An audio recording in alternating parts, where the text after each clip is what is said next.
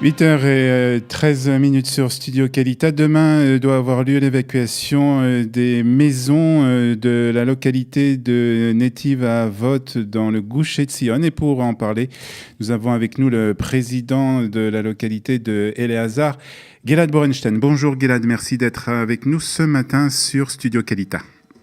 Bonjour, bonjour. Alors on va parler de cette évacuation prévue demain, mais avant d'en parler, rappelez-nous un peu l'historique, comment on est arrivé à cette situation. Donc, à savoir que dans les années 2000,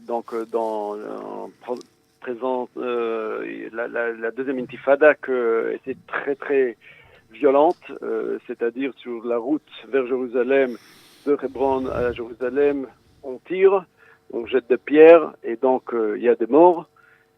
On a trouvé très très important de s'implanter au nord du Yishuv Elazar pour faire en sorte que cette route va être beaucoup mieux sécurisée. Dans la région du Gush Etzion, hein, donc au nord de Jérusalem. Au sud de Jérusalem. Au sud de Jérusalem, excusez. Voilà. Donc, on a fait monter quelques caravanes et ça a commencé comme ça. Et avec un accord des autorités, que c'est important qu'on fait en sorte que cette route va être suivie par un yishuv qui regarde, qui évite tous ces gens d'y arriver et d'essayer de tirer sur la route. Et donc, aujourd'hui, il y a une cinquantaine de familles qui habitent dans ce quartier qui s'appelle Netiv Avot. C'est-à-dire cinquantaine de familles, c'est une cinquantaine de maisons ? Oui. Cinquantaine de maisons, d'accord. Oui. Donc maintenant, depuis le début, il y avait tout le temps des essais de faire en sorte que à la fin, ce quartier va plus exister. Et à la fin, des associations de gauche ont trouvé quelqu'un qui peut dire que comme quoi ce terrain lui appartient. À la fin de l'histoire, c'est que il n'a pas arrivé il n'a pas arrivé à le prouver. Et c'est déjà une acrobatie judiciaire qu'ils ont fait à la Cour suprême pour faire en sorte que ces 15 maisons, d'entre eux, qu'il y a 1 mètre ou entre 1 mètre et 4 mètres carrés qui sont sur une longueur de la maison. C'est-à-dire que la Haute Cour de justice a trouvé dans certaines maisons quelques mètres carrés, des fois c'est vraiment 1 mètre carré qui traverse, je crois, une cuisine ou un salon, qui appartiennent. On n'a pas d'ailleurs trouvé, on ne peut pas trouver à qui appartienne ce terrain. Voilà. Et donc la Haute Cour de justice a décidé de détruire ces maisons. On va dire mieux des terrains suspects. Des terrains suspects. Et donc la décision finale de la Haute Cour de justice, c'est donc de détruire totalement ces 15 maisons où il y a peut-être une question concernant la propriété d'un bout du terrain. C'est comme ça qu'on peut résumer la situation ? Très exactement. À la fin de l'histoire, c'est une question... Il y a 2 questions qui pouvaient se résoudre. D'une part, s'il y a quelqu'un qui dit que c'est ce terrain, alors on peut l'endommager d'une façon ou une autre, si on veut. Et d'autre part, à la fin de l'histoire, la Cour suprême a trouvé une raison pour finir cette discussion, comme quoi il n'y a pas de permis de construire. Yeah. Et c'était la raison finale pour détruire ces maisons-là. Comme il y a peut-être ailleurs, on le connaît, c'est des questions qui arrivent et il y a des solutions. Ouais.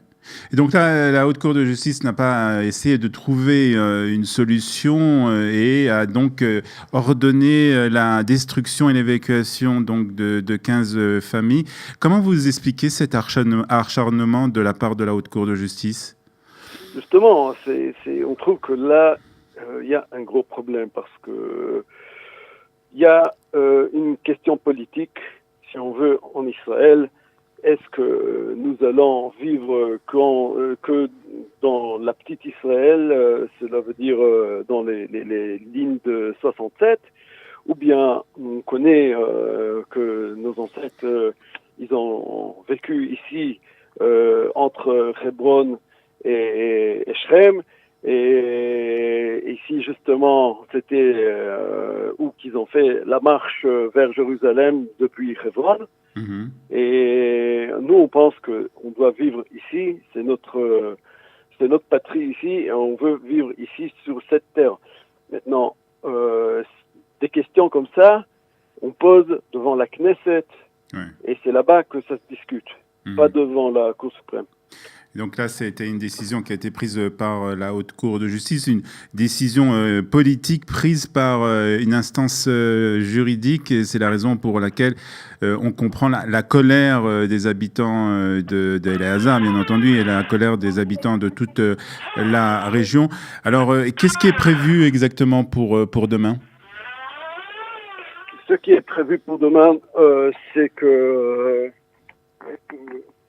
donc nous on connaît, c'est que l'armée va venir pendant la journée avec la police pour faire en sorte que ces maisons vont être évacuées. Avec des bulldozers, oui. Maintenant, nous allons protester d'une façon la plus pacifique possible, mais ça va être une protestation très forte parce que nous sommes très très certains que si nous allons céder cette fois-ci, il y aura une fuite. Il y aura une fuite sur des milliers de maisons en Judée-Samarie.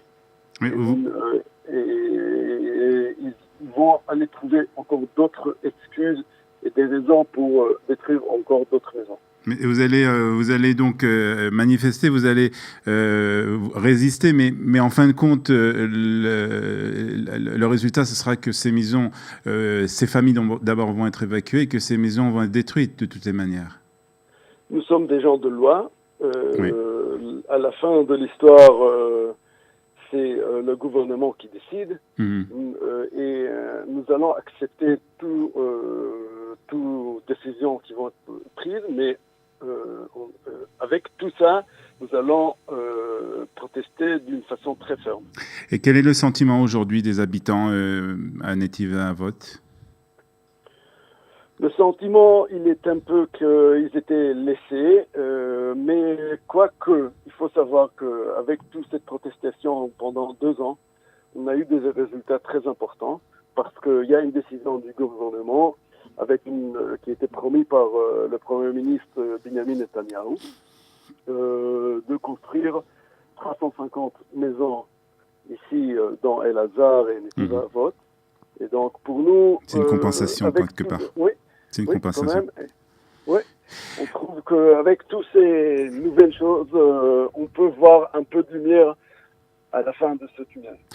Et dernière question, Gilad, je ne sais pas si vous allez arriver à me répondre. Comment on explique à des enfants que leur maison va être détruite demain ? Et effectivement, c'est un... Gilad ? Gilad a disparu malheureusement. Juste cette question concernant donc comment on explique à des enfants donc que leurs maisons vont être. Oui, je vous écoute. Vous êtes avec moi. Alors on n'a pas entendu la réponse. Comment on explique à des enfants ? Tout à fait. Alors il y a des services psychologiques qui nous aident à ce niveau-là. Et comme c'était déjà prévu pour le mois de février, alors je peux dire qu'on est assez prêt pour ce moment-là. Et effectivement, c'est très très dur à expliquer qu'il y a notre gouvernement qui veut chasser des enfants de leur maison et les détruire.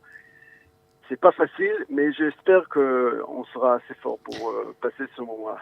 Merci Gilad Borenstein, président du conseil de la localité de El-Hazar. Et on va vous souhaiter, je ne sais pas ce qu'on peut vous souhaiter à la veille de cette journée, mais en tout cas, on est avec vous de tout cœur aujourd'hui pour cette journée qui aura lieu. Donc demain, une journée qui sera sans doute très difficile pour les habitants de Netiva Avot. Merci beaucoup, bonne journée. On vous invite d'être avec nous ce soir à 6h. Et demain matin, à partir de 7h30, il y aura Shacharit et pendant toute la journée. Ce soir à 18h, donc, un étiva vote et demain pour renforcer justement les habitants de cette localité. Merci beaucoup, Gilad. Bonne journée à vous. Bonne journée. Au revoir. 8h23 sur Studio Qualité. Dans quelques instants, Eliana Garfunkel viendra nous parler d'histoire.